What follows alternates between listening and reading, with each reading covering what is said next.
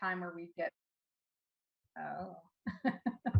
a time where we get feedback. So if there's any conversation around those policies, tobacco prohibition, English learners, curriculum development coordination, educational support system, and special education.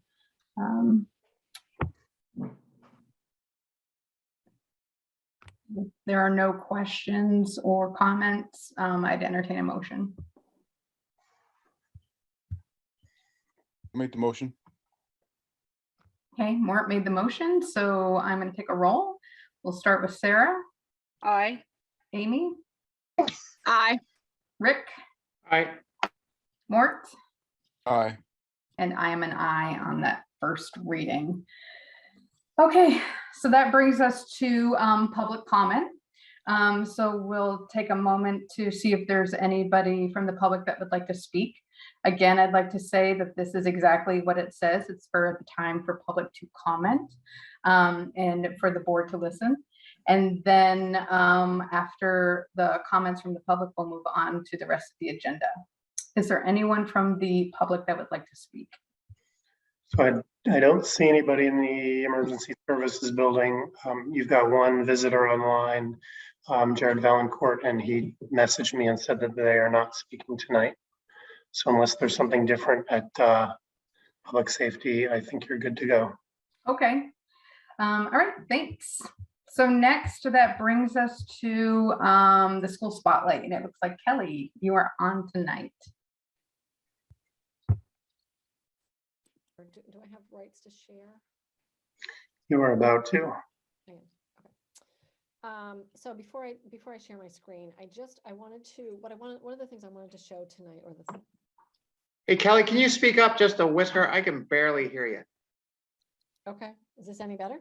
My volume is up as high as it can go. That's better. Okay.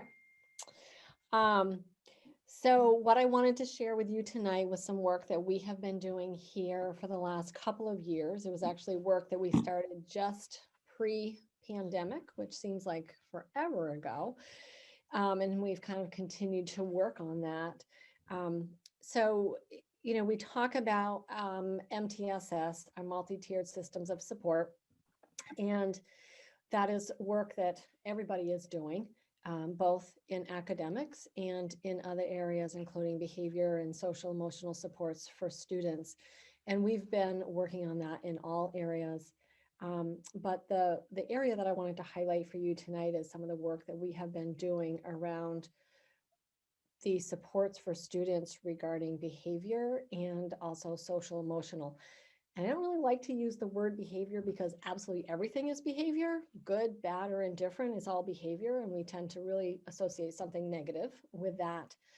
And the continuum that I want to show you is really from the universal, everything that we're doing for students. So there's definitely no negative connotation there. It's all about teaching. And all the way to how we are intervening when students are really, really struggling with their perhaps negative behavior that is impacting them or their ability to be in school or with their social emotional learning. So this is a document that is definitely, even though we've been working on it for a couple of years now, not the document itself, but the systems pieces, it is still definitely a work in progress. There's lots of questions that we have. I was meeting with a couple of our counselors today as something happened at school. And I said, that's one of the next, excuse me, one of the next things that we really need to be talking about in terms of the grain size of some of our systems. So, give me a second.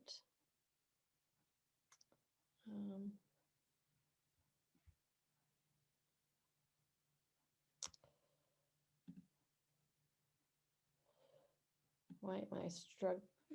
There we go.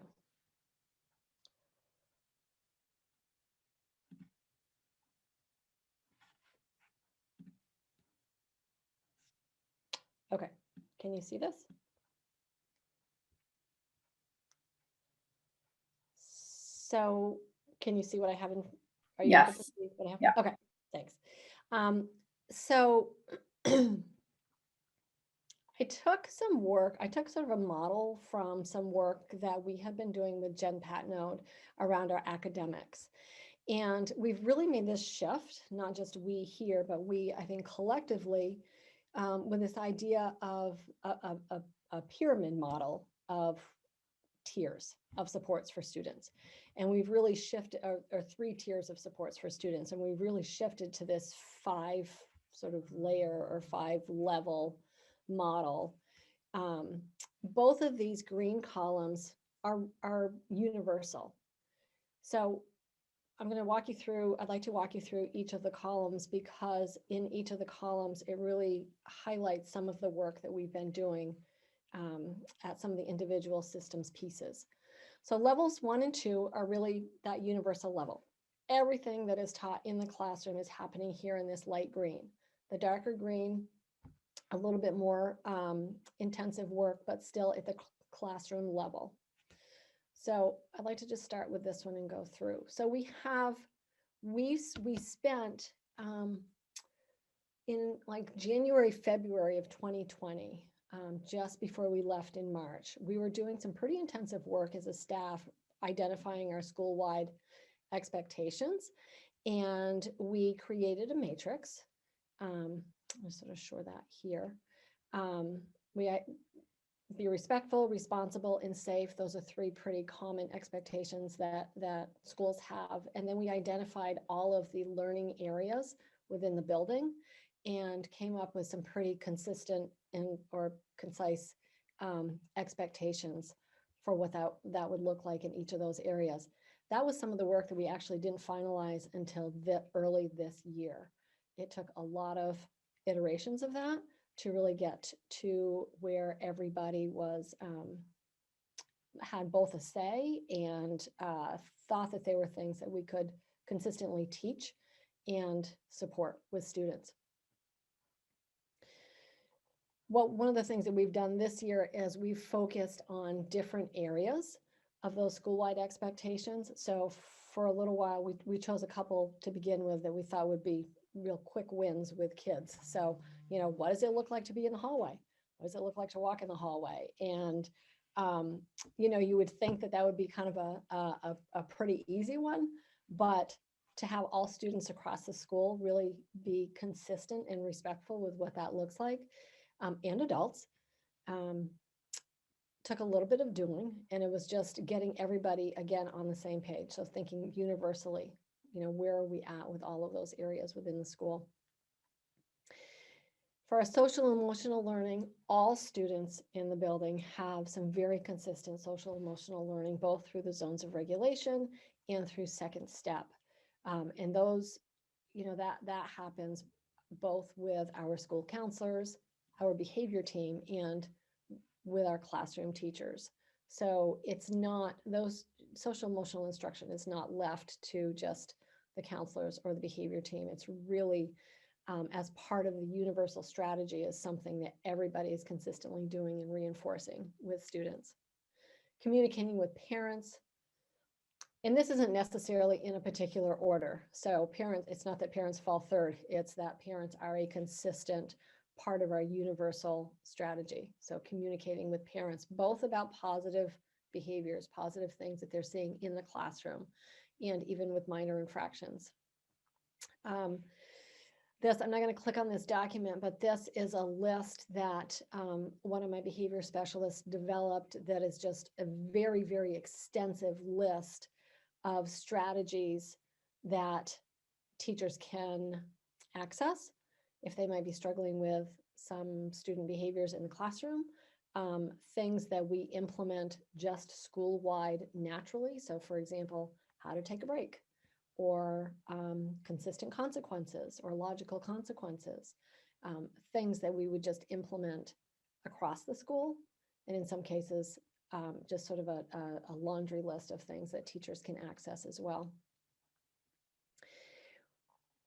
Before we get to a point where teachers begin to have more formal conversations about student behaviors or things that they may be struggling with in terms of how to really support a student in the classroom,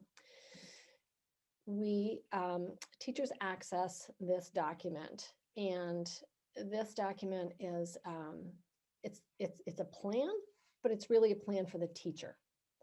So this is a plan that the teacher might identify some goals. They might say, okay, Polly, you're really struggling with something. It might be like, getting through, at lunchtime. You're eating lunch in the classroom and you are really struggling with, consistently doing what you're supposed to be doing during lunch. And so teachers might identify just some quick strategies, like how are they going to support you through that? And again, it's really something that the teacher is doing. And they're collecting data on that. And they may be consulting other people, but it's really for the teacher. It's at the teacher level. That will come up or could come up again throughout this continuum. They collect data, they might go back, come up with something else, another strategy. And then this last part here where I have red chart, I don't have that linked because I don't have ownership over that. And we're making some changes as we speak to that. But that just really outlines, is an infraction a major or a minor infraction? And then what happens? What are the responses? What does a teacher do in the classroom? Sort of a line list of where teachers go, what they do, how we respond, who gets pulled in. It could be the planning room. It can be parents. It can be, but how do we quickly respond? So it's less about consequences and more about what does a teacher do when X happens. And then at level 2, just like with the academics, this is really that double dosing. As a class, you might need some additional instruction around lining up to go out to recess. It might be just a couple of kids that need that. It could be, again, Polly still isn't figuring out how to do lunch with her classmates. And so there might be something a little bit more intensive that the teacher is going to try. So again, kind of bringing this back. And at this point, the teacher may go to her student solving team. And the student solving team is her grade level partner. It could be me. It can be the behavior team. It could be the school counselors. It could be the interventionists. This is a team that meets every other week to talk specifically about student behaviors. We're not always all part of that. The teachers always are. And they bring their universal strategy planning form to that and say, I've tried X, Y, and Z with this student, and here is my data. I'm not quite sure what to do next. And so just really having a conversation with their colleagues about what they might want to try next. Behavior team might observe, but there is nothing formal that is really happening with the behavior team at this point. The yellow column is really what we think about as our traditional EST. So in many cases, what's happened in the first 2 columns has always happened. It's been a little less informal, perhaps in some schools.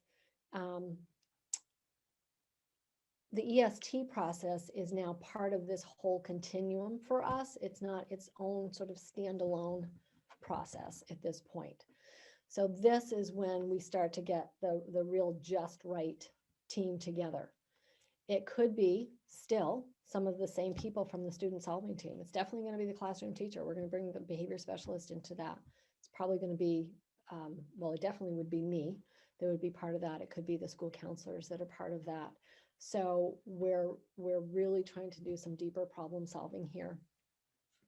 Student might be referred to the school-based behavior consultant at this point. There could be some more intensive consultation with our school psychologist or our behavior team. We might have a more formal parent meeting at this point. We could do an FBA or a shortened FBA, functional behavioral assessment. We might end up, so some of this is, how we're responding in the beginning, the something like the para support and the school counseling are kind of outcomes, perhaps, or how we're going to respond.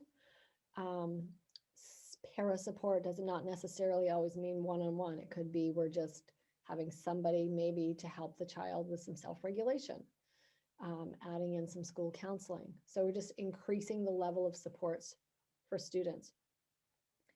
Where it starts to get tricky for us sometimes is as we move into this blue column, and kind of the blue column to the red column.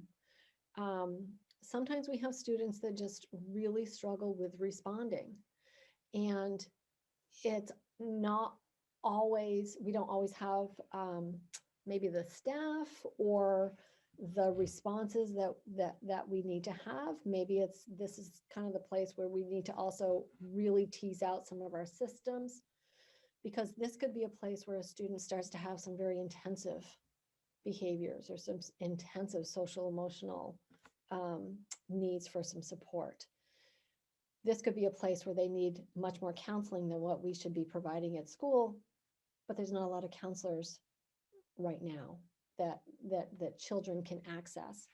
This might be a place where we need that much more intensive level of support from NCSS, where we would have had the CAT team. And there's a long wait list for some of these supports right now. So this is an area where we still need to do, I think, some real brainstorming in terms of how we're really supporting students who have some of those much more intensive mental health or behavioral needs. You know, we could do the FBA, a full-blown FBA. It may determine that this student really needs a one-on-one. Some of us are struggling with hiring the staffing that we need to have, or the just right staffing that we also need to have for that.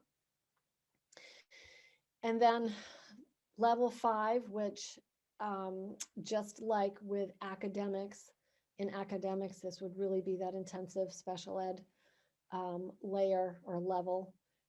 This really could be alternative placement. It could be that a student can't maintain in the school and they need to have tutoring. It could be the Trail House School that Michelle DeBurge has started. It could be some other alternative school placement. And again, 2 things with other alternative school placements. We want to keep our kids as close to home as we possibly can. So being able to create the systems that keep them here is very important. And there's also not a lot of other options for students to be placed in alternative schools at this point. And again, this is a very small percentage of our population. So, and what I added down here is all students across the continuum have the support of or our responses around threat assessments, minor and major incident responses. We're becoming more consistent with how we're responding to our minors and our major incidences, and also tracking them. Suicide assessments. So anything that involves self-harm, we're becoming pretty systematic in terms of how we respond to that. We have a family engagement coordinator this year, which has been amazing. Our school resource officer, I can't say enough good about Andre and the level of support that he provides for us. And then of course our systems around Title IX and hazing, harassment, and bullying. So no matter where a student falls anywhere in this continuum, these are all responses that could happen with particular children.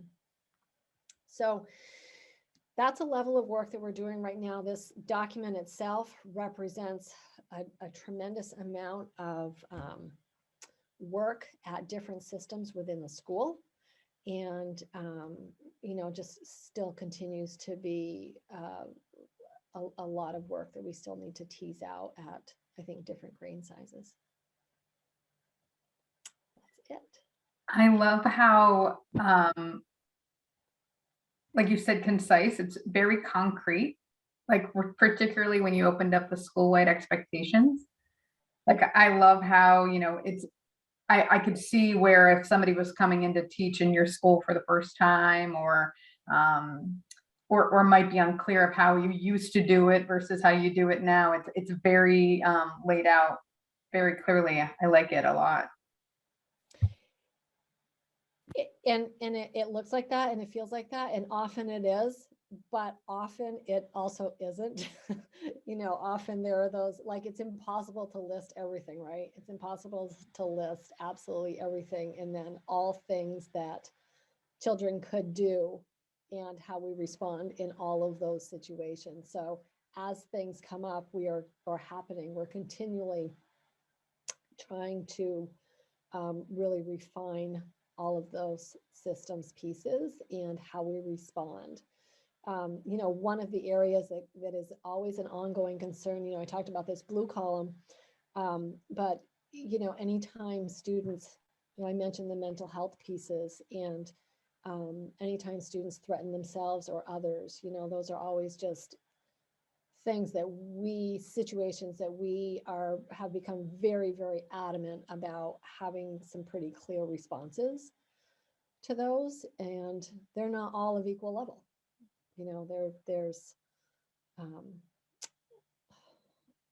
It's not as easy as saying we're going to respond to a threat in this particular way, because it varies wildly from the age of the child to the intensity of the situation. But Well, definitely I a work in appreciate progress. that work. That is definitely a heavy lift. Does anybody have any questions or comments for Kelly? I don't have any questions or comments. It's fantastic to see it all put together. Kelly, I know that this has been a big lift, a big journey for your school and your system and your teams. And I think about what a gift this is to have it articulated in this way for new staff as they're coming on board with you. Like that, it's pretty powerful to be able to see it articulated this way. So very well done. Thanks. Thank you. Lynn, I forgot to ask about the prioritization. Are we okay with the agenda? Okay. So next we go to Morgan and your update. Great, thank you. The financial report is informational, as well as the tuition student update. I'm happy to answer any questions on those, but trying to keep the decks clear for the budget discussion tonight. So any on those, or plowing right through? Okay. Just a quick recap of the budget development schedule going forward. Sometime after tomorrow, we will see the first run of the equalized pupils numbers, and that's one of those 4 levers that drives your tax rate. So that's a pretty important one, and I was hoping we'd get it a day early this year so I could plug it in, but we haven't yet. That formula again has been even more arcanely tweaked because of legislation that was trying to hold districts harmless for the loss of kids during COVID. So I do not have any guesses on where that's going. Our enrollment generally has been steady to upwards in our schools. So I think we're in a better place than going into waiting for those numbers once we've seen a big drop. The CLA should be coming out at the end of the month, sometime that week before Christmas and New Year's. We are anticipating, or we're bracing for bad news there, just because of how we think property sales have been going in all of our towns. So, the hope, I think, is that the gains we got by the favorable yield figure that was published at the beginning of the month won't be completely offset by the CLA, but we will not see that until your January meeting. And your regularly scheduled January meeting is January 11th. We have an SU board meeting tomorrow. I am not sure if we will get out of that meeting with a warned budget or not, and I'll talk about that in a minute. But the actions by that board set the assessments in the local budgets, and that's a pretty big chunk of your budgets. So we can't really finalize your budget until the SU budget is set. And so I say that because if we don't finalize an SU budget tomorrow, we will either want to have an SU meeting, special SU meeting before your January 11th meeting, which would probably also be before the January 5th meeting of the NMV board, or we would want to push off your January 11th meeting a week or two later into that month, or hold a special one to warn the budget.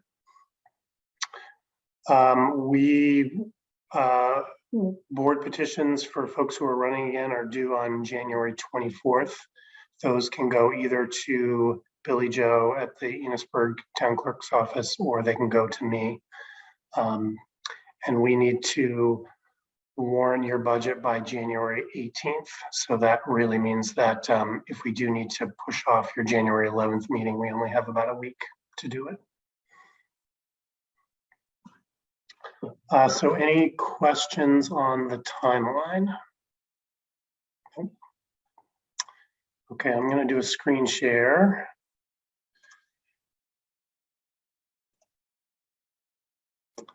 And what you should see here is a pie chart, general fund budget by program.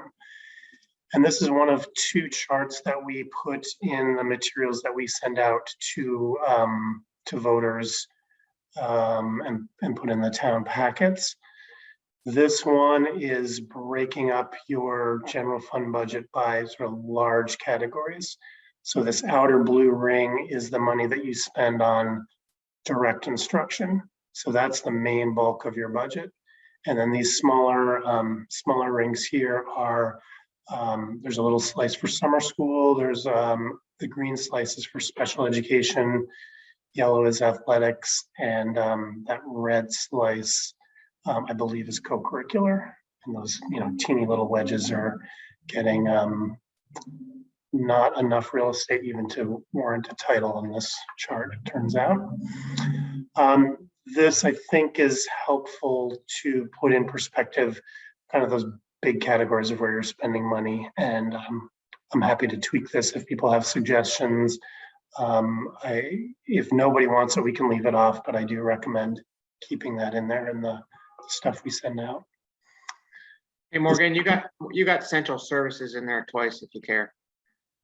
I do care, and I can rename it, but I won't change it. So central services in this blue section, that 5.6% is going to be the superintendent's office and food service and that assessment. And then the central services in that green wedge is the special ed costs that are incurred at the SC level. So that's primarily your special ed teachers.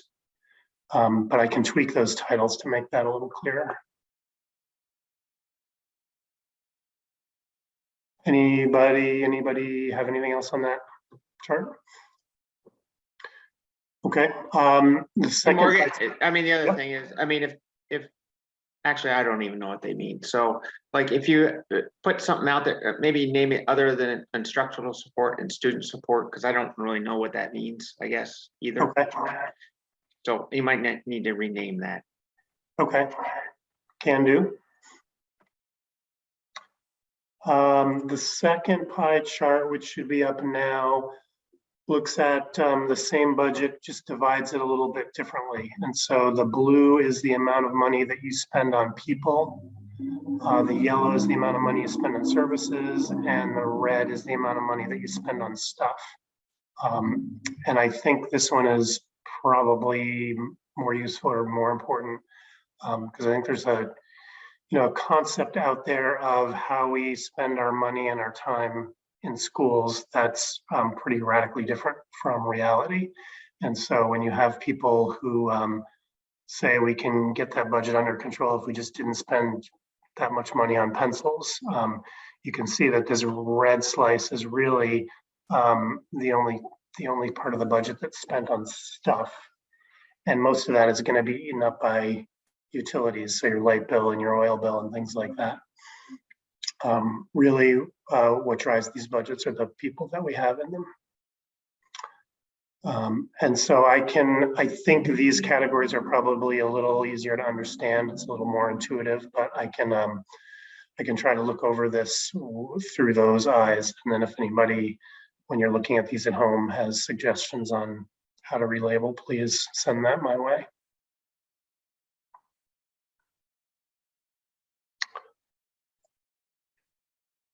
And then this is the format that we include in the books as well. This is not the level of detail that we tend to go in if we're really trying to trim things line by line. But again, this will be spelling money out in the categories that I showed in that first pie chart.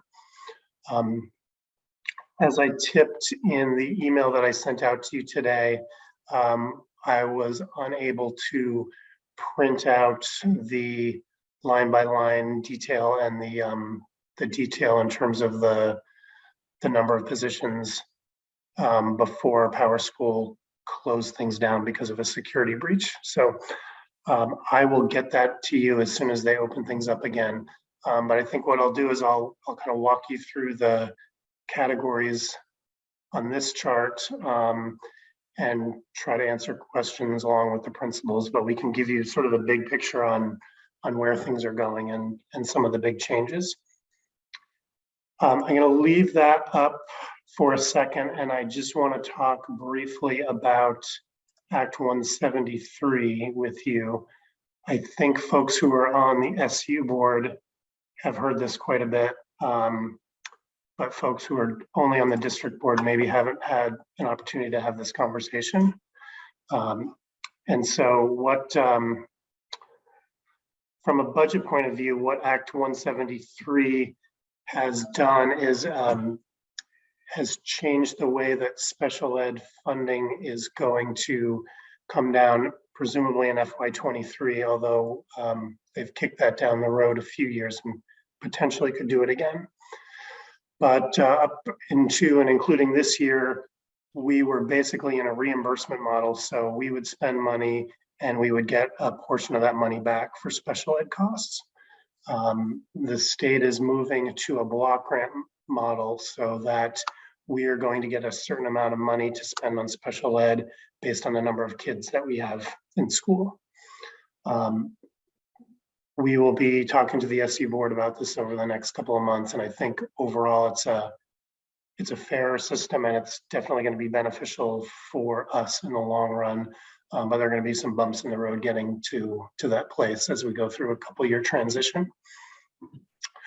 One of the big changes in Act 173 is that, as we understand it right now, all special ed revenue is going to go to the supervisory union level and none to the districts.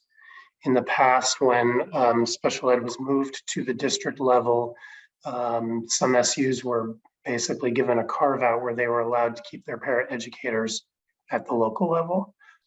We were one of those, and I think that the justification at that time was that we had a lot of staff who were split between regular ed and special ed, and it was considered that it was going to be a management nightmare to have people with that split at the SU level.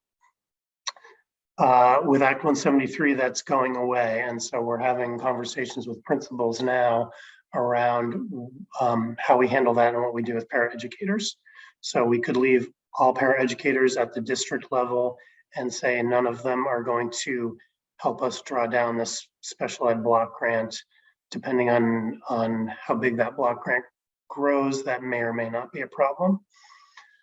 We could also move them all to the SU and say, you know, like most of the other places in the state, they're all going to be SU employees. And that has some challenges around employee management, as I had tipped, as well as, you know, moving a significant number of staff here to have some sort of oversight by someone in central office. We may try to thread the needle and have paraeducators, you know, maybe with a different skill set who are specifically tied to IEPs, have those as SU employees, and then have paraeducators who are more likely to serve the regular ed population at the school level.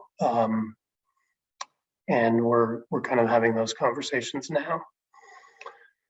So that, from a budget point of view, is kind of how we're what we're dealing with in setting this budget. And so as we go through this budget, you will see in a couple of places, you can see where I'm highlighting, direct instruction for special ed for pre-K is going away here, and there's a big increase in regular ed. You'll see this as we get into the elementary programs as well. There's a huge drop in special ed direct instruction and a huge increase in direct instruction. And that's because for this budget draft, what I've done is I've said, okay, we're going to move all the paraeducators up into direct instruction because we believe that's where they're going to end up. And if at some point in this process, we decide that we're going to move all of them or a subset of them to the SU, this this big number in the direct instruction lines will drop down, and then the special ed assessment where that comes in will likely go up.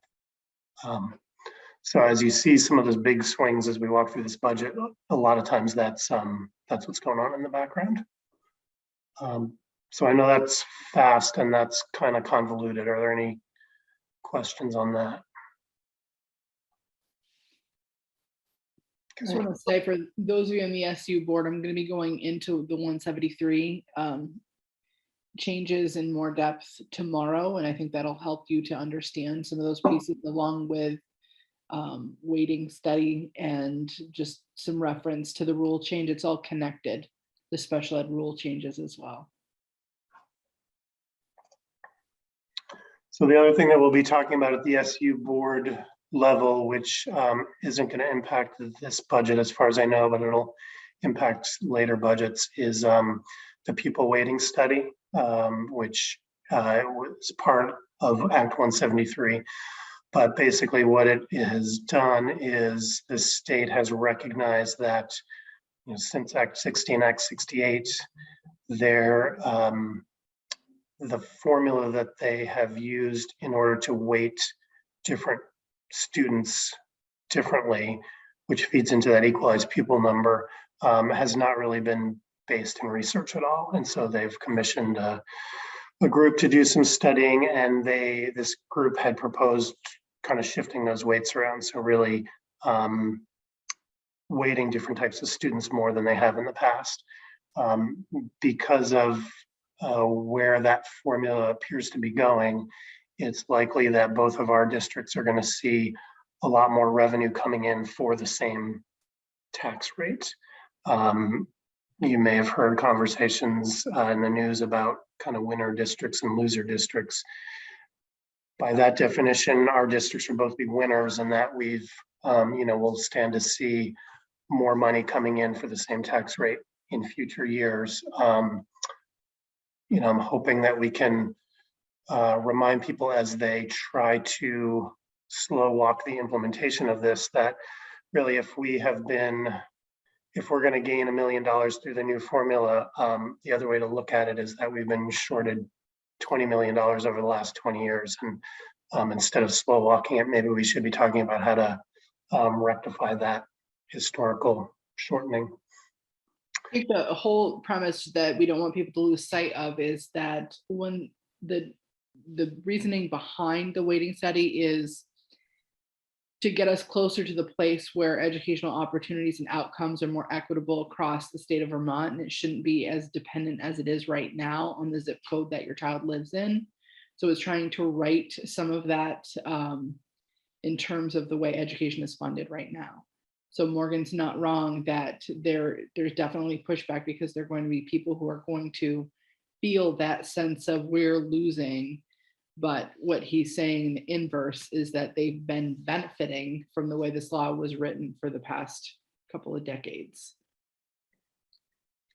And we just received the first draft of the weighting study task force report, which I don't know, 60, 80, 100 pages.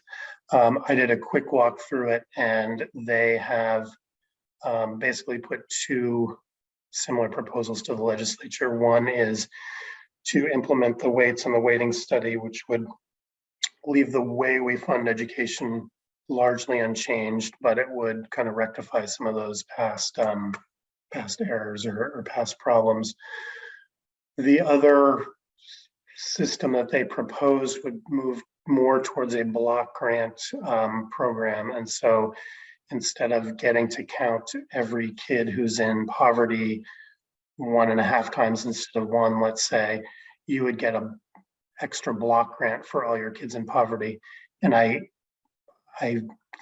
gonna need to read through that again with clear eyes and more focus. But my gut tells me that the reason that they're proposing that is around a fear that districts who all of a sudden can raise a lot more money on the same tax rate are also going to say, well, we could also not add anything to our budgets and put our tax rate in the basement. And that's not really the goal of Act 173. They're not trying to drive down tax rates in towns that are already not spending much money on their kids. So I think that the block grant system was their way of trying to do an end run around that, but still some research needs to be done on our part. And this study then goes to the legislature and they get to do whatever they want with it. So I don't know, Lynn, any more on that before we go on? No, you did well. So on this page, first section is pre-K. Again, you'll see a big increase in direct instruction. Most of that is really has to do with moving pairs around. In addition to moving the special ed pre-K pairs up, I have also, I think we're doing a better job of identifying which paraeducators are spending more of their time in the pre-K rooms than in the regular ed rooms. Direct instruction under special ed has gone away completely because of Act 173. In terms of the elementary budget, you'll see that big increase in direct instruction, again, primarily due to paras moving there. Student support is where we have guidance in nursing primarily. Instructional support would be professional development for teachers. The library budgets are in there and the technology budgets are in there. School administration is your principal budgets. Plant is plant.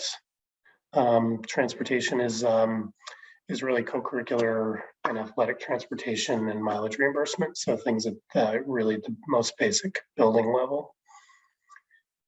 You'll see there's a new category for summer school. This is something that I'm doing in all of the districts, and I'm really just putting a little placeholder amount of money with the changes on the chart of accounts that I've probably talked too much about over the last couple of years. We are also needing to start tracking this bucket of money separately. So I'm starting to budget for it separately, which we have not done in the past. The reality is with all the ESSER money that's out there, if we are doing a robust summer school program, my gut tells me that we'll be able to fund most, if not all of that with grants.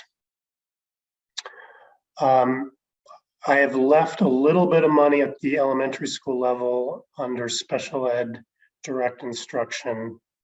And these costs are really only for the paraeducators who are in the two somewhat self-contained programs that Michelle Taberge has set up. There's one at the Monteith House and there's one that's housed at Richford Elementary. So, been having a lot of conversations about where those folks need to live. We can't put them at the SU level yet, but it also seems a little bit weird to have them tied to a specific school. So when you get your line by line detailed budget, you will see these paraeducators. There's one in Enosburg Elementary, and then there are 4 at Richford Elementary. But at least on this recap page, I wanted to pull those out of the normal elementary ed budget. So you don't think that the principals are necessarily going to town hiring paras. Athletics is relatively small at the elementary school level, and just trying to do a better job of capturing that. With that and with co-curricular, which is right below that, It's been a long time since we've had a normal year, so it's really hard to know once we go back to that what these costs are going to be. But in terms, overall of a $19 million budget, this is pretty small potatoes. So for the two elementary schools, in terms of staffing, and again, when I can, I will send you the detailed staff list out there. Enosburg Elementary budget to budget is up about 3 staff plus the 1 for Michelle's program. Teachers are the same. They're up, basically up 2 paras. And then we've captured their school-based behavioral consultant in the local budget, which I think in the past had been funded largely out of little grants, as long as we could run them through grants, and then they would sort of just get absorbed into the local budget. So trying to pick that up a little more accurately. And then in Richford Elementary School, it's actually a drop of 2 people if you take out of the equation the folks that are in those 2 self-contained programs. And Kelly can hop in on that if she wants, but it's really a function of moving some of those paras to the self-contained program. And then I believe we've got a decrease in guidance counselor, which Kelly is sharing with Montgomery Elementary on a broker contract. It's not, it's the school-based clinician. So we actually increased our guidance by what, half a day this year? But the school-based clinician, we lost that position. So we still have, that was the position that still exists in the current budget. Or we have the position, we don't have the person, I should say. So I would say for both the elementary schools, in terms of programmatic changes, there's really nothing that's big out there other than us trying to sort out where these 2 programs, and specifically where the paraeducators for these 2 programs are ultimately going to live.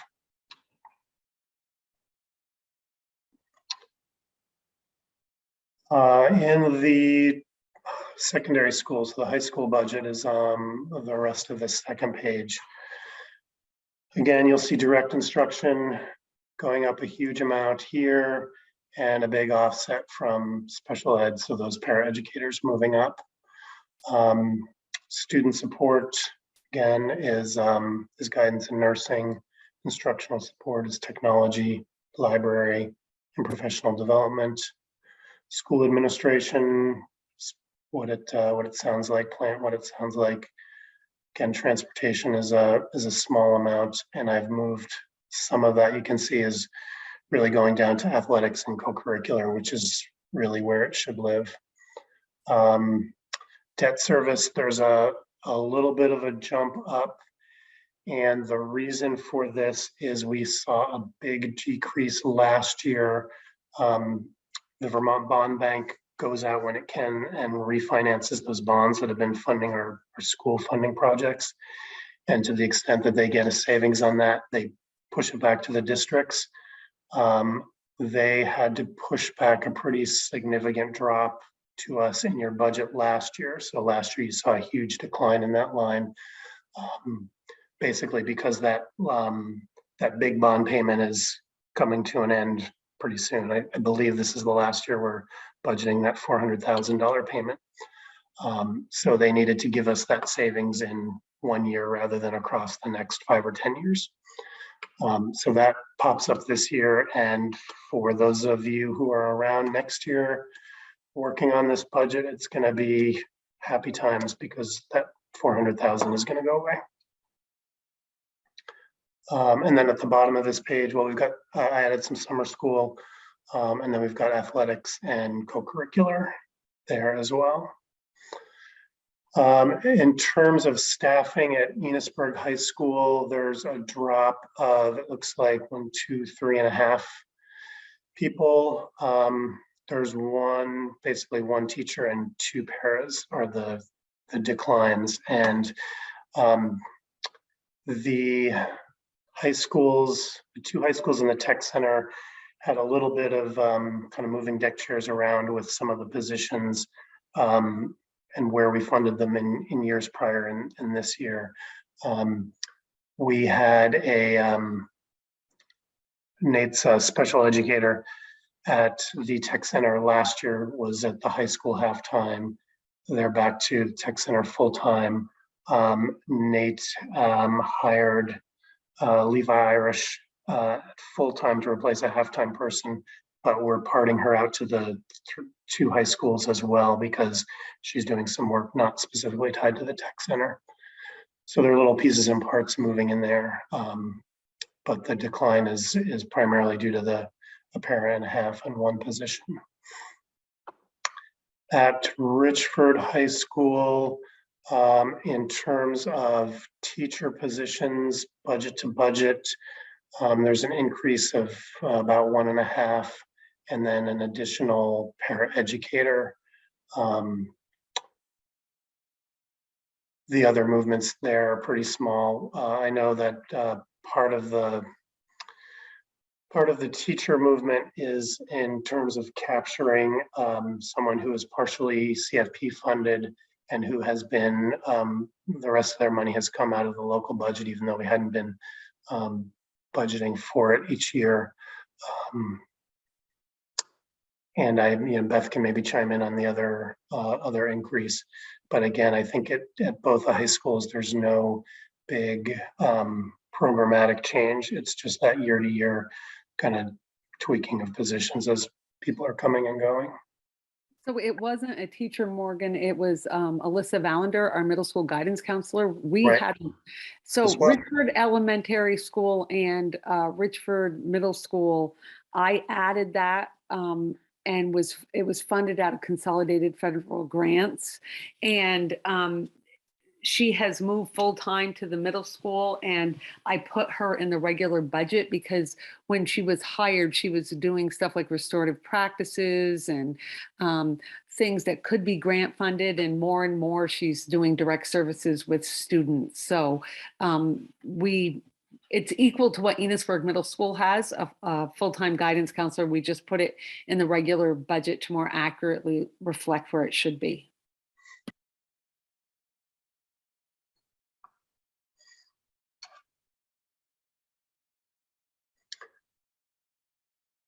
Top of page 2 is the tech center. Budget to budget, we've got a halftime person cut. Again, that has more to do with moving people in and out of grants and sharing those people, that one position, with the two high schools. No real programmatic changes there as well.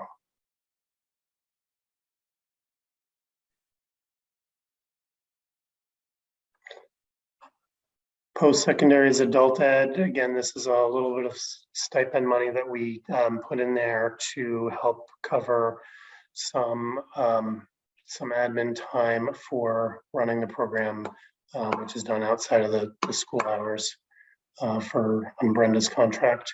To the extent that we have programs running, they tend to be self-supporting in terms of tuition charge to students to cover the cost of hiring instructors for that.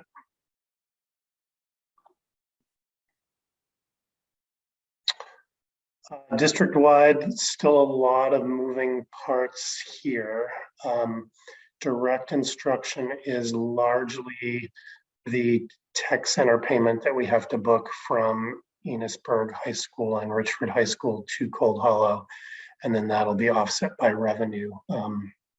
State is making us do that. A very tiny amount of professional development for the board, which is a requirement under statute. General administration is the board of directors, as well as some of those district-wide insurances that we pay. Central services is the SU regular ed assessment. for both superintendent's office and for food service.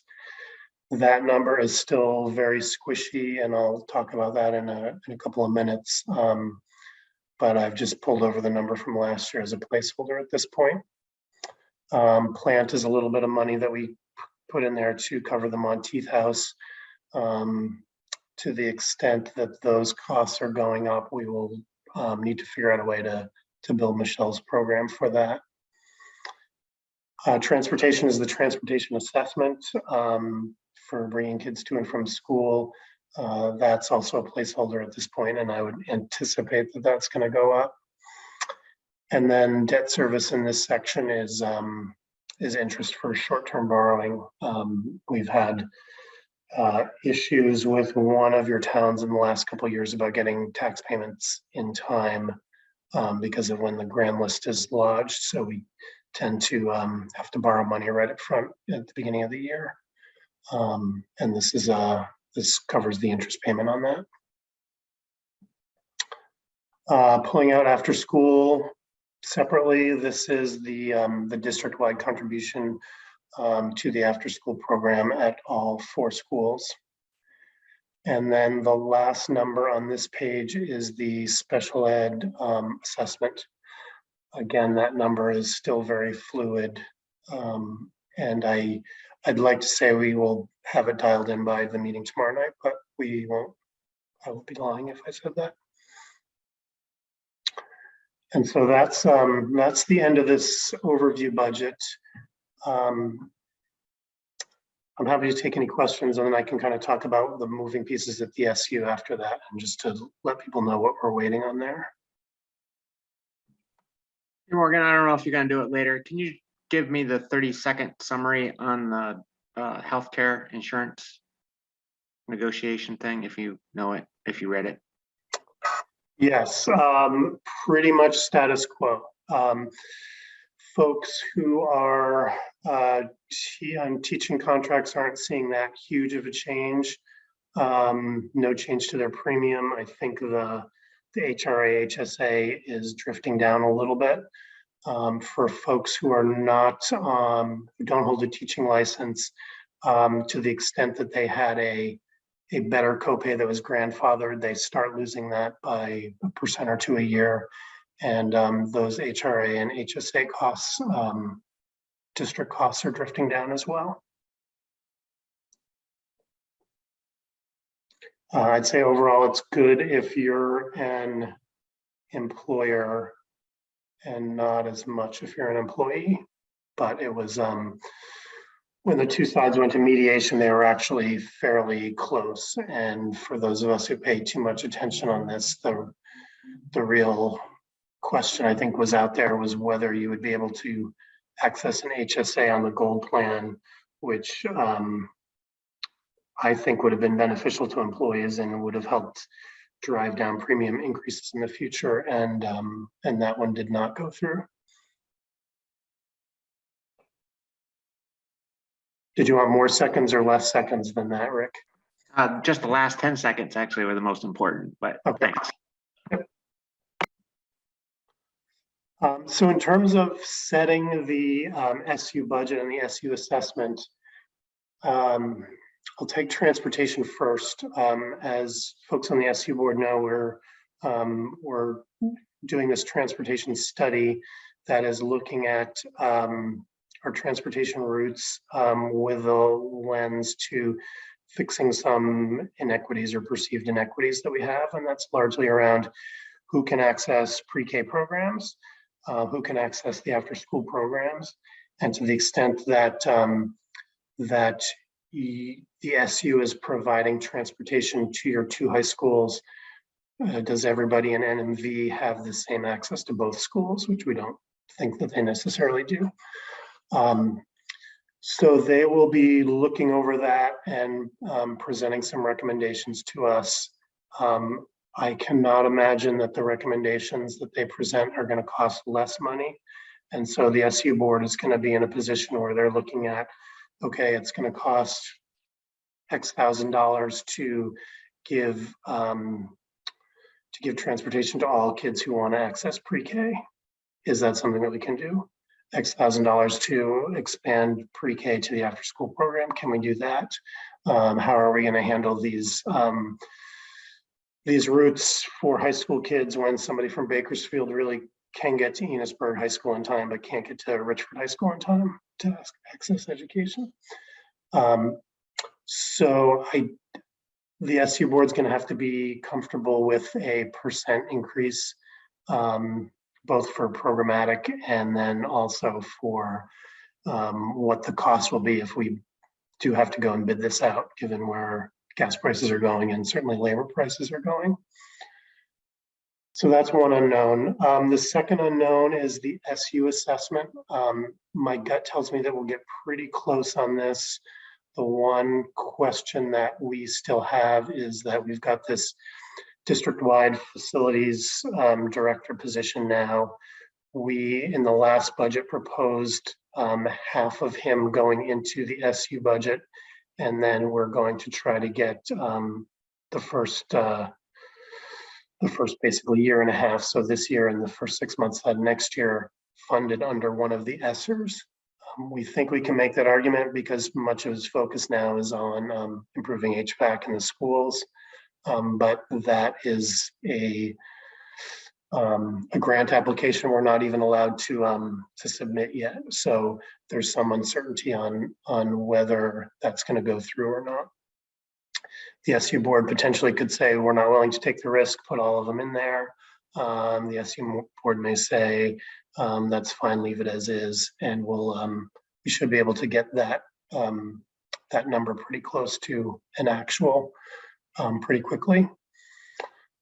Special ed is the real wild card for a couple of reasons. One is the shift to this Act 173 funding model, and whether that is really going to survive this legislature or if they're going to kick it down the road again, and how the fact that boards will have already been warning budgets based on some assumptions are going to play into that as they debate on what to do. The other question that's out there on this is that we've received some initial numbers for what this block grant would look like for all the SUs in the state. Because of the way the block grant was calculated, we were kind of penalized on two hands for the movement of Sheldon into our SU. So they look at 3 years of expenses, and then they look at 3 years of number of kids, and they come up with a formula and say, this is how much money you should get next year. They're not giving us the expenses for 2 of the years when Sheldon was with Franklin Northwest, and they're counting the kids against us for all 3 years of the formula that saying they're all with us. So we're kind of getting nailed on both sides. And if I go into their spreadsheet and try to jerry rig their formula, I think it's, potentially another $500,000 that we should be getting this year that currently we're not. And so we've got lots of inquiries into the AOE about getting that fixed, but we don't have anything yet. And so, $500,000 is a big swing for parting that out to year 2 budgets. The SU board may decide that that they've done all they need to do for the expense side and just they don't actually warrant an assessment anymore. They just say this, Lynn and Michelle, this is what you're spending next year. So we could go ahead and do that and then just drag our feet on the local level of deciding what number we need to feel comfortable for the assessment. But that's sort of the preview of coming attractions for tomorrow night in that budget.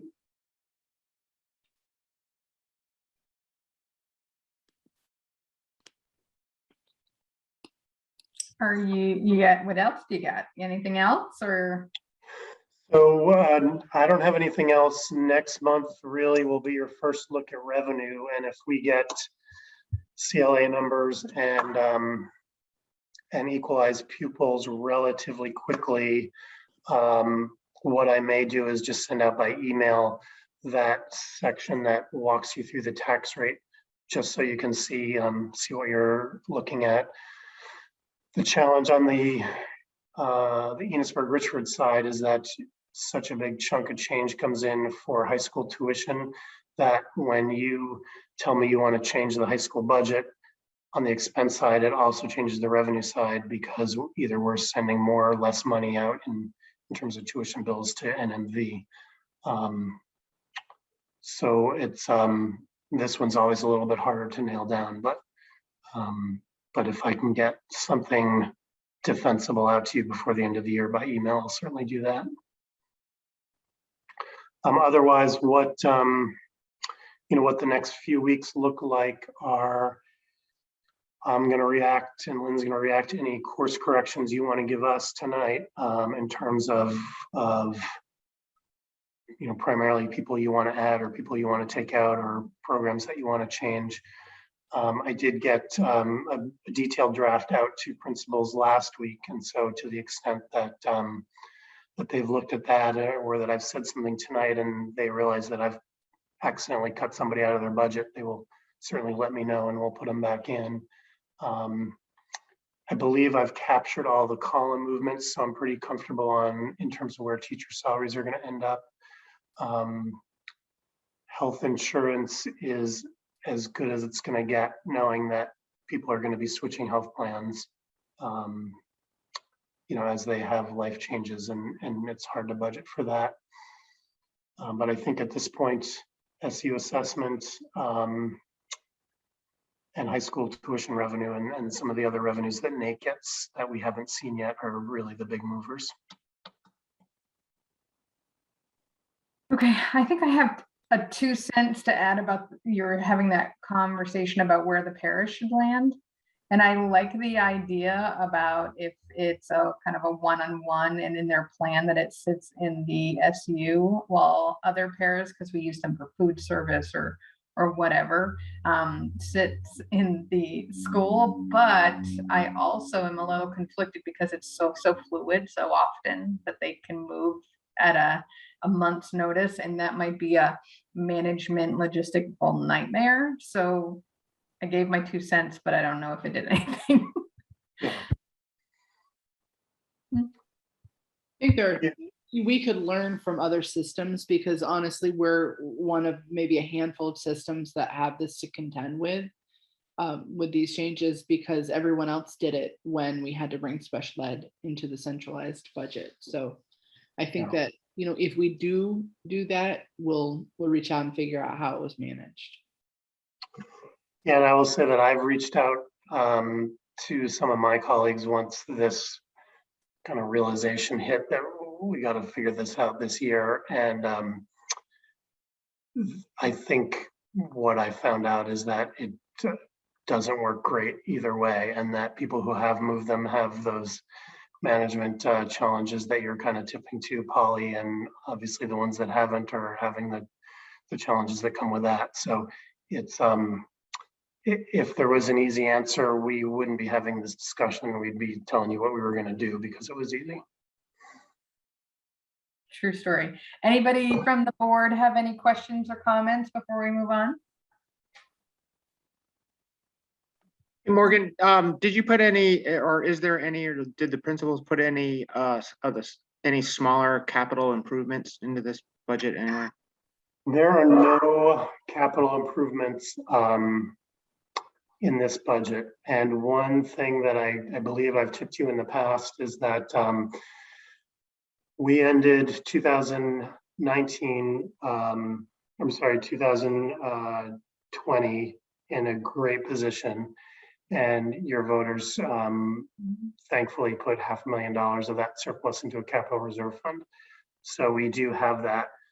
We ended 2021 on fumes, and we do not have anything to put into a capital reserve fund for next year from that money.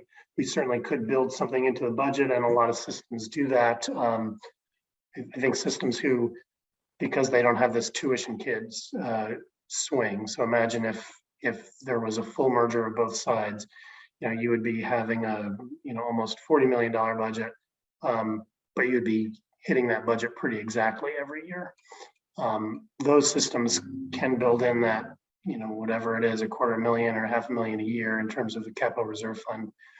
We tend not to, and instead wait for those years where got a lot more tuition than we expected, or expenses were much lower.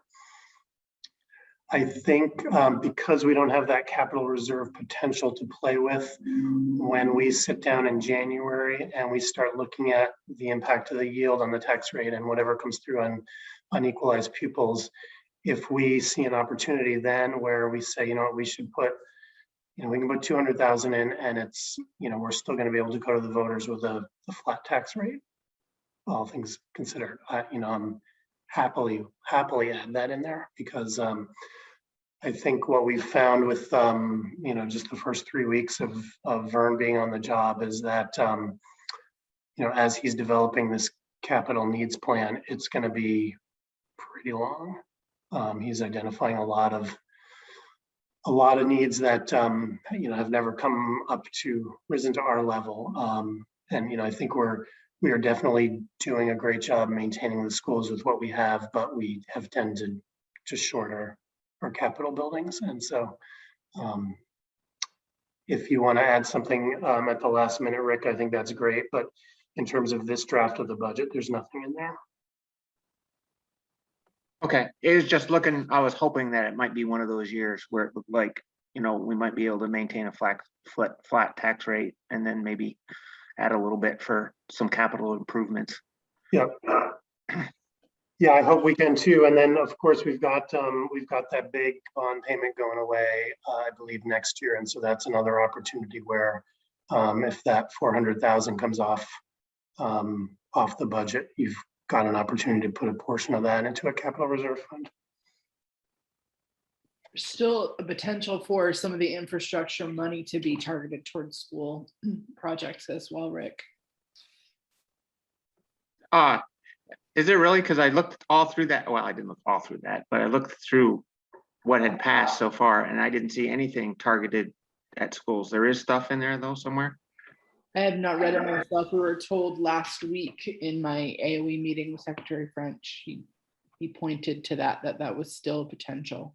The one that passed, or the one that might pass? I don't think the second one passed, right? Or did it finally pass? I would have to do some research to tell you. I really don't know. I just know that he indicated that was still out there, still a potential, because everybody is contending with the same things, especially with some of the facilities legislation that passed last year and some of the testing that we're going to have to do.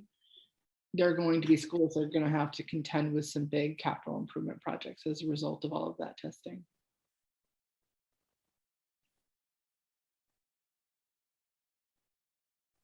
Okay, so if you're done, Morgan, you next is Lynn. So I'm going to strategically be shorter this month, or at least I think I am. It's my intention. Start with personnel, and most of this is informational. We have some hiring. We have one that you will need to take action on. So I'll do the informational first. At Enosburg Elementary School, they have hired 3 paraeducators, Brittany Johnson, Samantha Destel, and Tammy LaRose. Enosburg High School has hired James Wall as a paraeducator. Richford Junior Senior High School has hired Jamin McWilliams as a part-time evening custodian.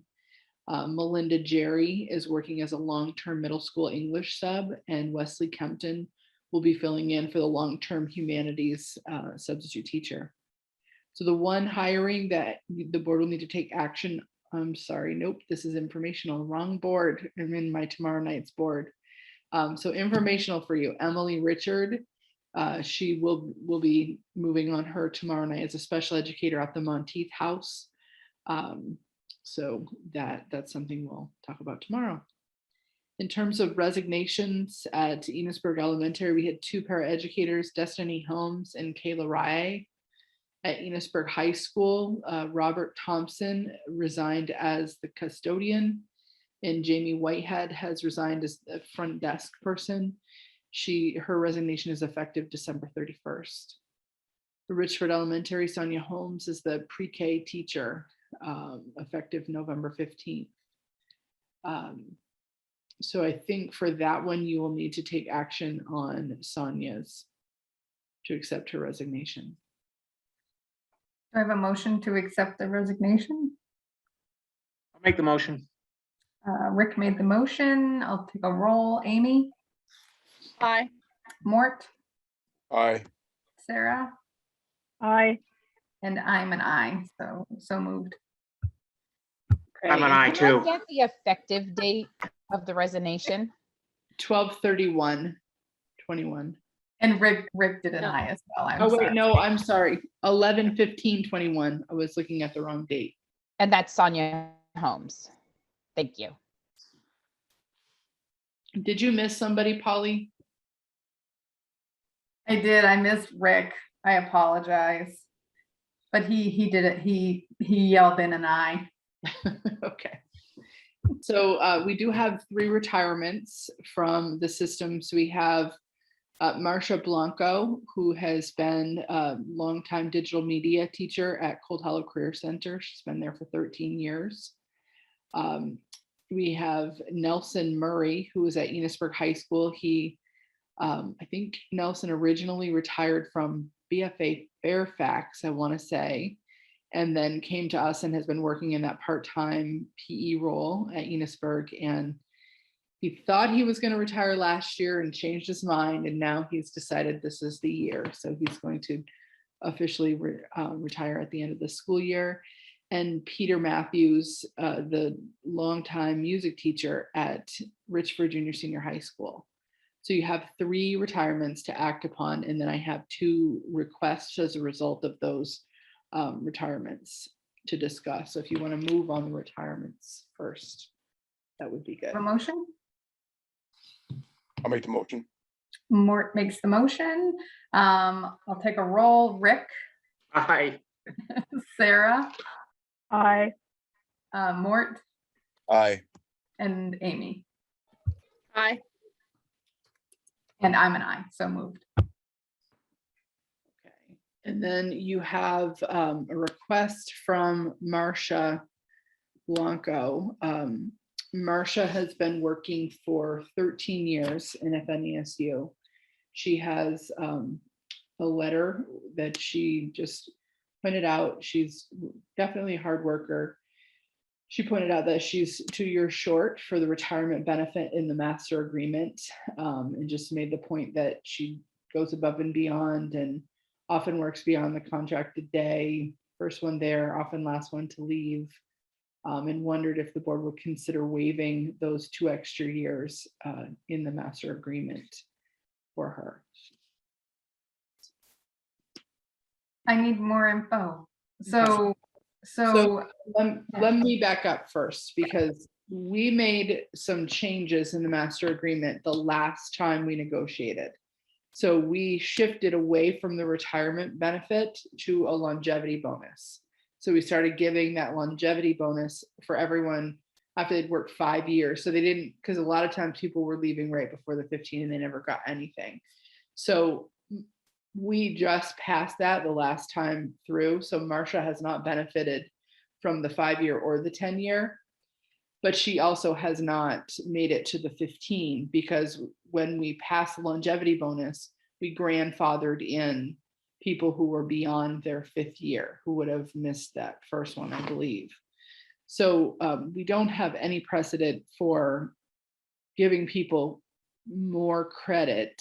And I'm a little not certain how you would determine who you would give additional years to and who you wouldn't if the board decided to do this. The one thing you could consider is, because she kind of falls in the middle place and didn't get to the 15, but also didn't earn the 5 or the 10, is you could look at it as could we give her the 5 and the 10 instead? So it's something to think about. yeah, that makes more sense. When you were talking about doesn't have the years for retirement, I'm like, we're gonna buy 2 of her years? Like, that's why I was confused. No, she's asking just for credit Yeah. from your lens. So Right. she would like you to, instead of thinking about her as a 13-year Right. employee, she'd like the benefit of someone who's worked here 15 years. Right. What do you folks think? I'm kind of inclined, which, I mean, 13 years, completely commendable. I'm inclined, so somebody, let me just clarify my thinking. So if somebody were to retire, or so if you had been here 10 years, you would get the longevity bonus. And then you'd get another one at 15, correct? Yeah, I think I'm inclined to the 10, but let me hear what others are thinking. Are these days that I'm still confused. Are these days she's talking about? Has she accumulated sick days that she wants to be paid back for, or is she just talking about the longevity bonus, or? No, she's not really talking about the longevity bonus. I feel like I probably did a poor job of articulating that to you. In the master agreement, and Morgan, you're going to have to help me with the exact language because it's not jumping into my mind. I can look it up if I need to, but there's a retirement language in there that says if an employee has been with FNESU 15 or more years, they get a fixed dollar amount per year of service. Morgan, do you have that in your? I do. So teachers whose most recent continuous period of employment within FNESU started before July 1, 2015 will be eligible for retirement payments as follows. Teachers complete a minimum of 15 consecutive years of teaching in the supervisory union and retires from employment within the SU shall be provided a lump sum payment equivalent to $125 per year for each full school year worked within the SU. So if they started with us before 2015 and they make it at least 15 years, we give them $125 a year. For those who started after July 2015, they will get a $600 bonus every 5 consecutive years. And so what we were doing was, basically taking the roughly the same amount of money and front loading it so that instead of somebody having to stay 15 years to get it, they would get it after 5 years, and they would get it if they spent another 10 years. And my recollection is that we went this route because we were seeing, in terms of where we lost staff, it was all in that sort of year 3, 4, and trying to figure out a way to capture people. It was definitely a teacher retention strategy that came out of negotiations that year. So what she's asking for is a side letter because she doesn't qualify for what's written. She really doesn't qualify for either. What I'm saying is if you can't say no to the 15-year credit, does the board want to consider saying you could give her what she would have gotten after 5 or 10? So the 10 years is the same as the 15 with $100 difference. Yeah. You said $125 per year of service? Is that what it did? So 125 times 13 years is, wait, let me see. 125 times 13 years is 1625. Morgan, say what you said for 10 years is what I was thinking. When I'm saying 5 and 10 years, I'm saying the $600 that she would have earned at 10. Oh, I thought it said $600 for 5 and another $600 for 10. That's $1,200. I'm saying. Right, so that's $1,200. You're right. So there is a difference of $400. Right. So it's a difference of $400.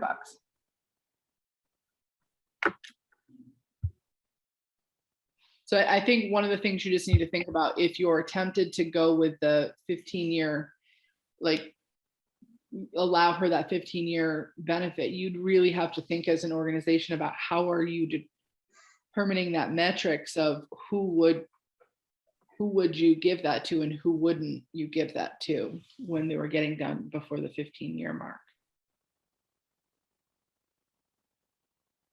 I would be inclined to say no to the 15, but it does make some sense if she didn't qualify for the 5 or 10 just based on when she became employed and when that changed.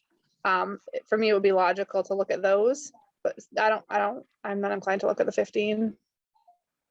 Yep, me too. I think that I'd be all right giving her the 10-year benefit because I think we can also do the same thing with that carried forward. It's just kind of where her contracts and when her employment started made this happen. So I think that that's reasonable to me, is to give her the 10-year benefit, you know, the two $600 and not the 13 times 125. I'm exactly thinking. What about you, Sarah and Mort? What are you thinking? I'm good with a 10, not the 15. Same. I'm thinking the same.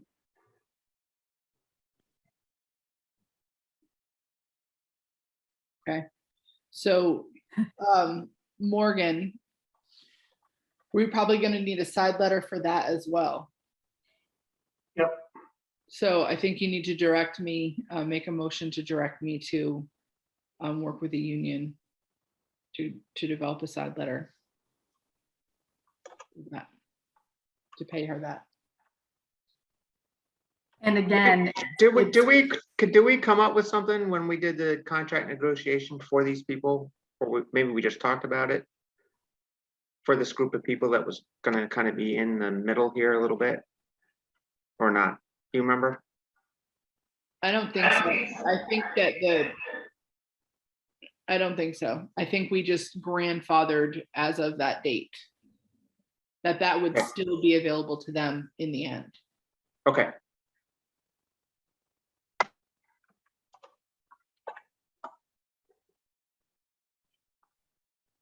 and I think I would just like on the record say that I feel like we're making that decision based on that these are employees that have given a significant number of years, particularly for a district that you know, they could have gone elsewhere potentially, and they chose not to. So that's why I feel okay doing that. But. So I'll be looking for a motion from the board. Do I have a motion? I'll make that motion. Amy makes the motion. I'll take a roll. Can I just get a clear motion as to what needs to be in the minutes? So the motion is Amy makes the motion to approve a side letter for those two employees. One. I have a different ask for the other one. Okay. For that one employee to extend the years, the longevity bonus, the years of service. Does that help, Amanda? Yeah, Okay. that helps. Okay. And So- she has one other thing. She has not already qualified for, just to make sure, she has not already qualified for one of these longevity bonuses, correct? No, she is. Okay. Okay. So I'll take a roll. Mort, I need you off. Aye. My isn't working. Amy, Aye. Rick, Aye. Sarah, Aye. and myself.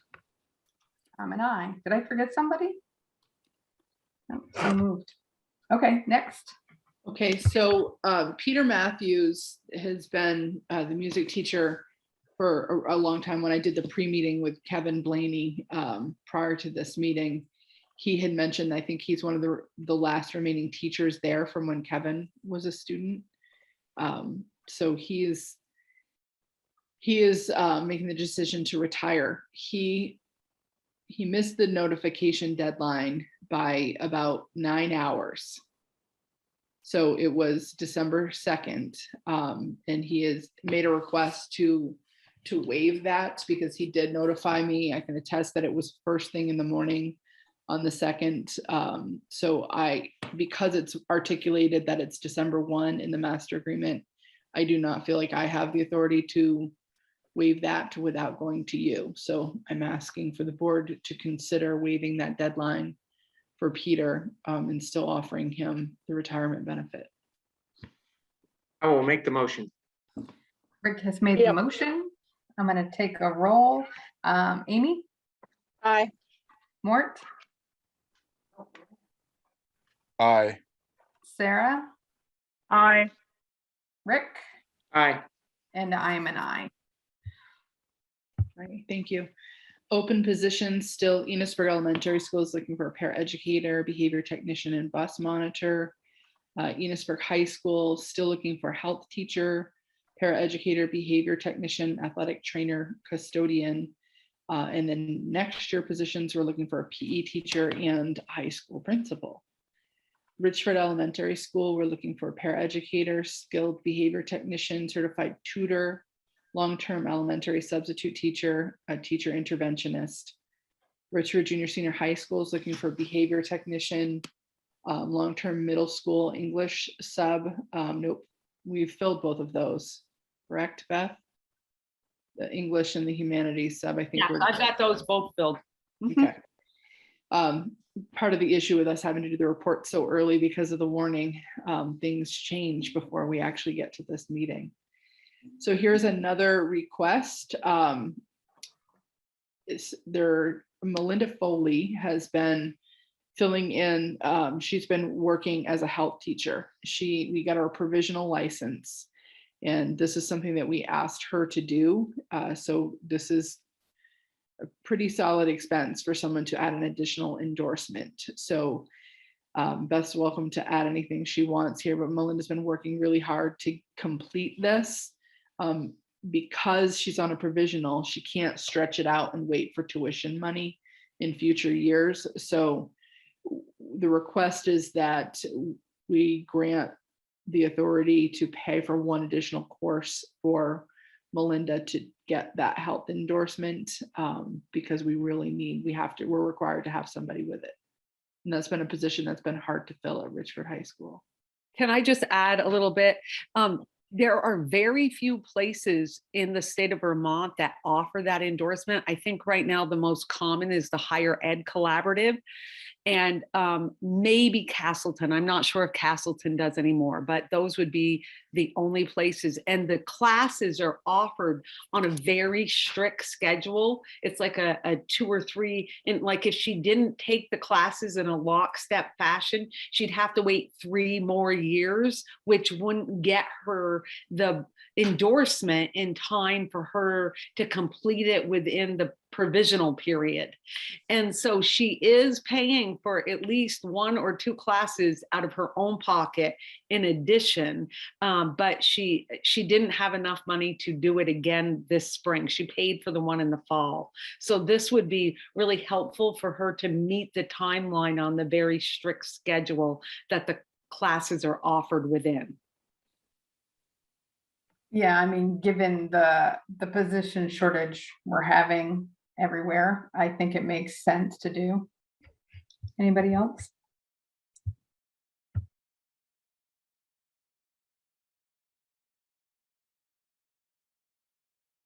Actually, I do have a question. Do we have anything that states something like, if that's the case, they have to work for a particular period of time? I know that sounds pretty draconian, but versus paying and then leaving. You could put that in there if you choose. Not for coursework, but you've done it before for hiring, and you've paid up front and then someone has left. I think I inherited that, if I remember right, Morgan. I think that was my first summer in the role. Yep. And it's very challenging to get it back once you've paid it out. I mean, you could put that as a contingency. We could put it in writing. I feel comfortable asking that. I feel like, I don't know how others are feeling about that. You can put it in there as long as you don't have any notion that it's enforceable, because the reality is that none of us have the time to take a former teacher to small claims court and then have that be out there when we're trying to hire their replacement. Well, you just showed our hand, Morgan. So I guess then what's the point? So It's not a big secret. Do we have any precedent in which we've done this in the past? And I just want to reiterate one thing in my head is, this is a position we have to have, we're required to have. Okay.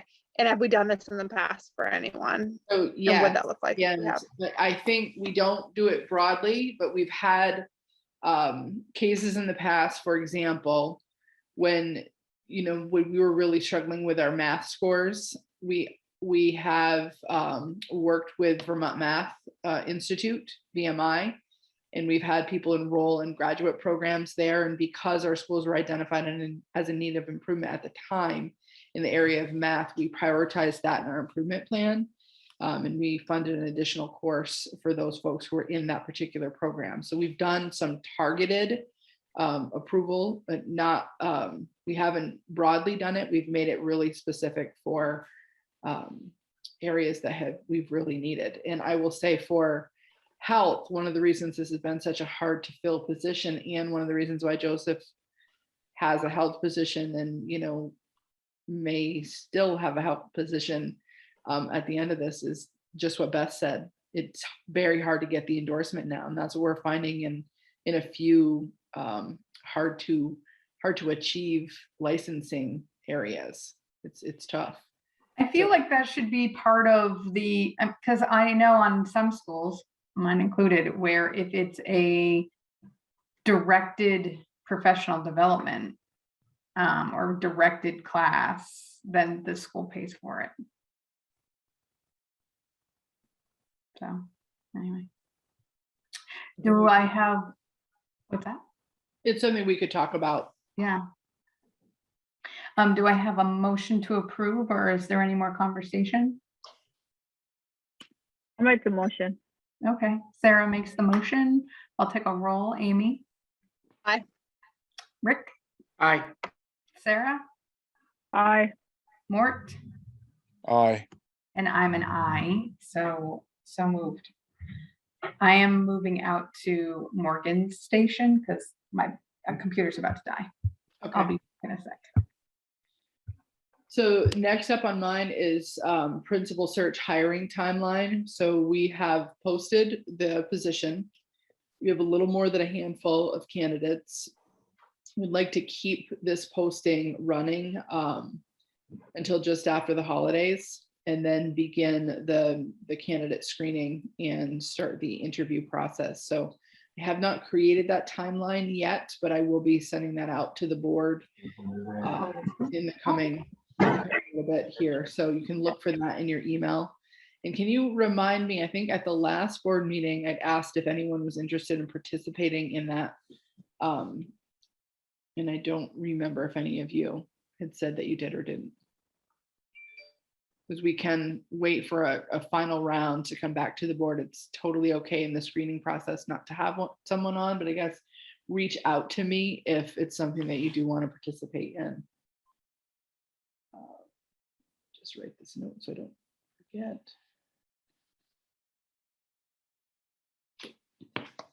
Only other thing, we don't have anything under student tonight. The only other thing is I was going to give you a general update about COVID cases. Whoops.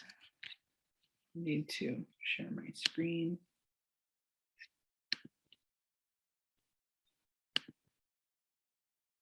Can you see the chart? Yes. Okay. Let me go to slideshow mode. So this is something we've been tracking since the start of the school year, and you could see where we started to see our spike in early November. That's where we crossed the threshold of our highest year last year was 19 cases in any 1 week, and we've been living in that kind of uncomfortable place for 5 straight weeks, 6 straight weeks. So we know that, our biggest week was November 12th, and then those cases started to come down. We do think the 26th there were actually some more cases on the 26th, but they didn't get reported because of the holiday until the 3rd. So we think that this is a depressed number, and we think this is an elevated number. So we think these two probably are closer to one another. So last week we saw just over, I think, 26 cases, and hoping that this is an indication that we're starting to see a downward trend. Our area has definitely experienced substantial number of cases. We are now at 270 total cases. We've had 162 cases of individuals who've been at school while infectious. Last week there were 26. So one of the things that has been interesting for us to watch are the trend lines. So it really has, there have been times where certain schools will have a peak, and then you'll start to see that decline in the school, and as they're declining, another school kind of peaks up, and then that'll last a couple of weeks and come down. Sheldon has had a lot going on in the last several weeks. We've also seen quite a lot. Richford Elementary has had a fair number. Richford Junior Senior High School, those have started to come down both at the high school and at the elementary school. We saw a pretty big increase at Enosburg High School. Those numbers are starting to come down. Enosburg Elementary started to spike up. I'm hoping that we can get some stability there. I think they've had a couple of cases so far this week. And we've seen now Berkshire was pretty, they were not having a lot of cases, and now we're starting to see some increase there, and a few cases popping up in Bakersfield as well. So that's our current COVID reality. I'm hopeful, but also realistic at the same time. Our vaccination rates are pretty low. We have some of our schools are as low as 30% of our eligible students vaccinated, and our highest is in the mid to high 60s. So we still have a fair amount of fuel in the fire, as the governor would put it. There are still a lot of unvaccinated people for this virus to spread. So we're. Lynn, does the state, how do we know the numbers of the kids that are vaccinated in our school? Does the state give you that, just a number of those?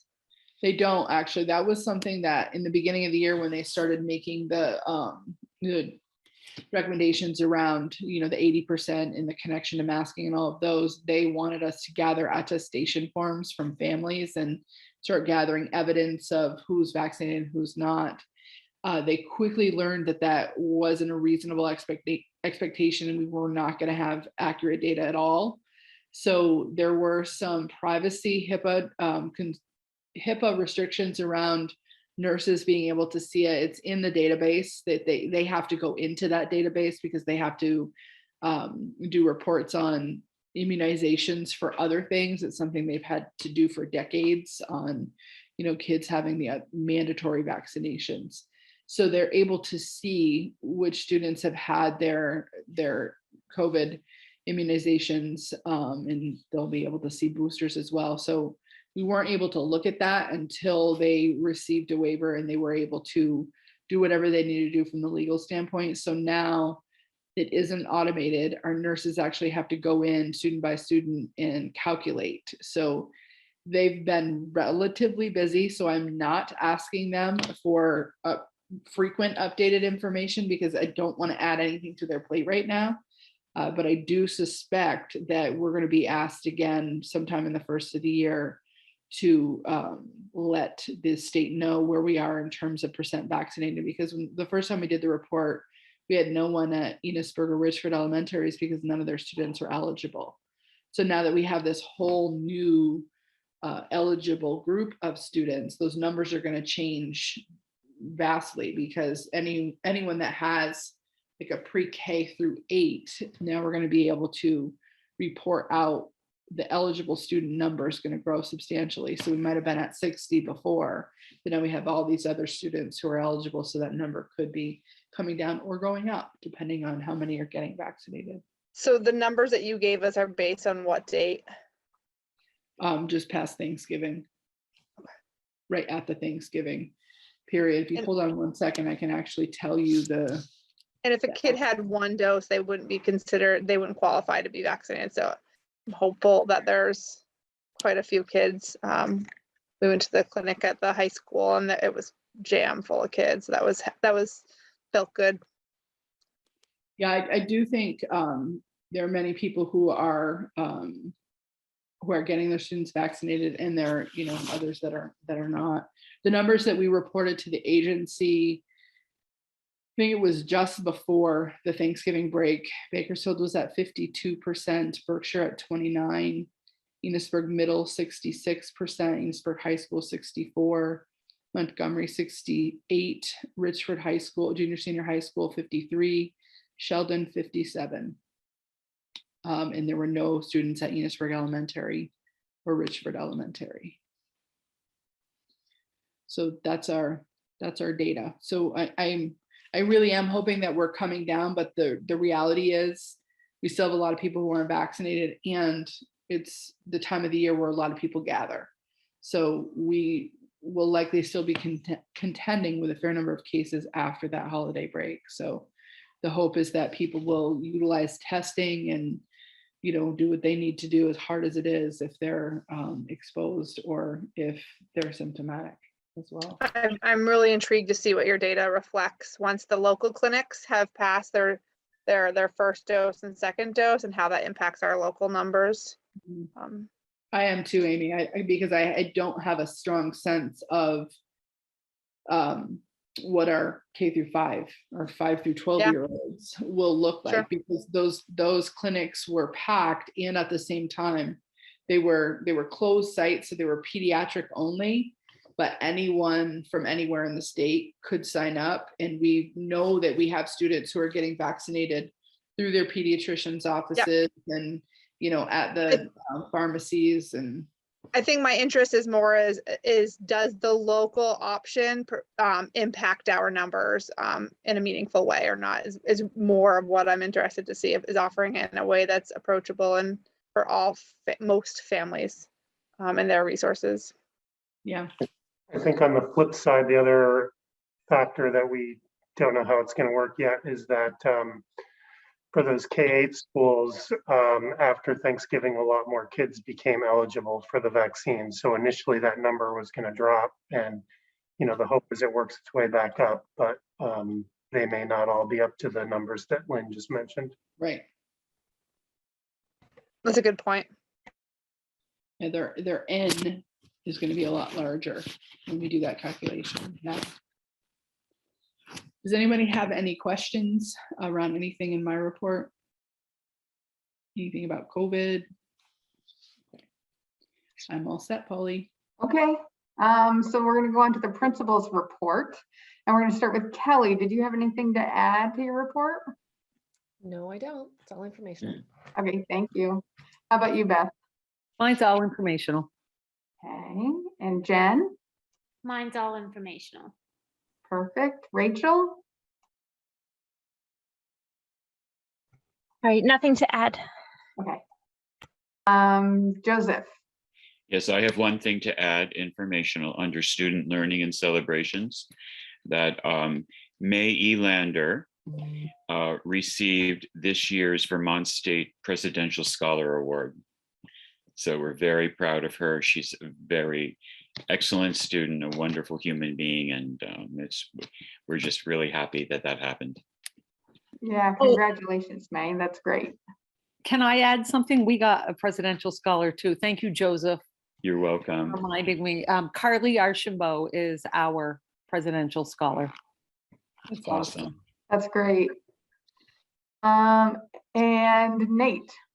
So Nate had to leave a little early tonight, so he sent me just a couple of things from his report. He has been working with Vern, and they've been trying to take a deep look at what sorry, I almost just said Cold Hollow, what Black River originally proposed. So he and Vern want a little bit more time before they go any more in depth with the board. So I think the plan will be for Vern to come back with Nate at some point to engage the board in further talks. He wanted to make sure that I reminded you all that the annual Wild Game Dinner is next, I think it's Wednesday on the 22nd. If you have not gone to the Wild Game Dinner at Cold Hollow, it's an experience. I would strongly recommend it if you have time in the middle of the day. It's an open invitation for all of you board members, and I'm sure you leaders could even get in on that. as well. This year it's a drive-through wild game because you can't have anybody in there, but that he just wanted to make sure you knew. When was that one? The 22nd? The 22nd. What time, you know, during the day? I put noon in my calendar. If you give me a second, I can tell you.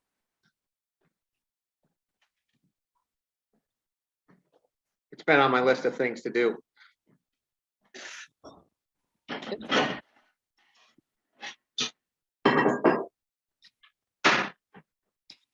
I'll let you know if you want to move to board, Polly, and wait for Nate to reply. Sounds good. Okay, so our next regularly scheduled meeting is January 11th, but as Morgan said, depending on how that shakes out, that may move by a week potentially. The scholarship fund, is that a Kevin conversation? So Kevin's not here, so we might have to table that. Am I correct in assuming that?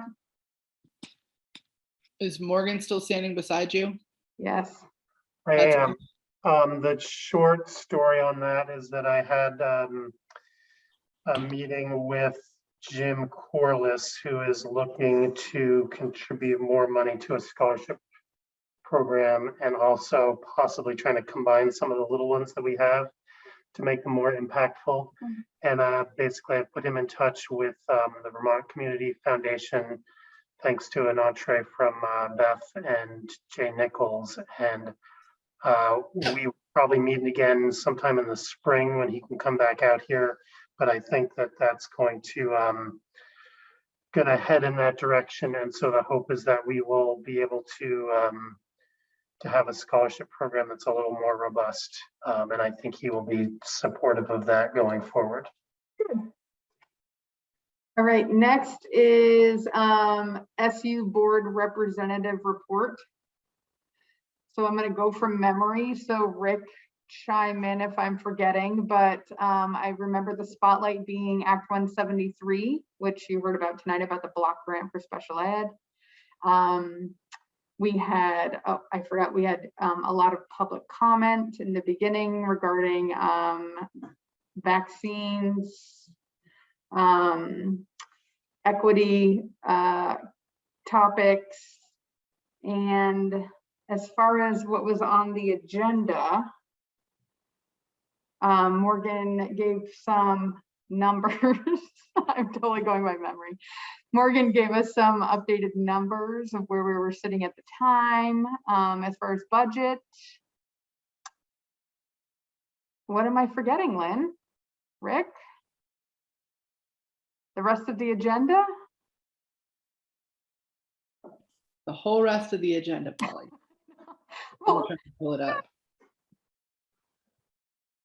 It's too late for my brain to remember that long ago. I should take notes. I should take better notes. But yeah, that's the long and short of it. Let's see, set future agenda items. Is there anything that we would need to see on future agenda?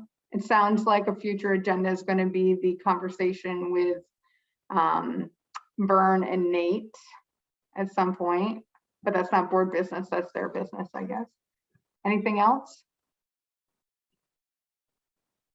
There were two things that I just noticed under my part of the agenda for last month. To just note, one, that we hired Vern. Everybody was very excited about that. And we also hired Sonia Lacrosse to fill the position that was vacated by Roxanne Tanner. Right. That's in team office. Right.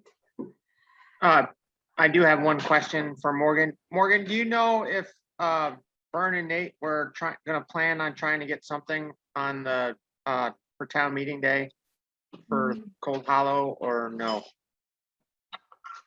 I don't know for sure, but I don't see that happening in time for town meeting day. Okay. We need to warn that by about the 22nd of January, and we won't be game ready by then. Okay. Okay, anything else for future agenda? No? Going once? Going twice? Okay, so I would entertain a motion to adjourn. I'll make the motion. Yeah, there we go. Race to finish. All in favor, say aye or thumbs Aye. up. And thank you Aye. everyone for your Aye. attendance. Hang in there, we're almost to break.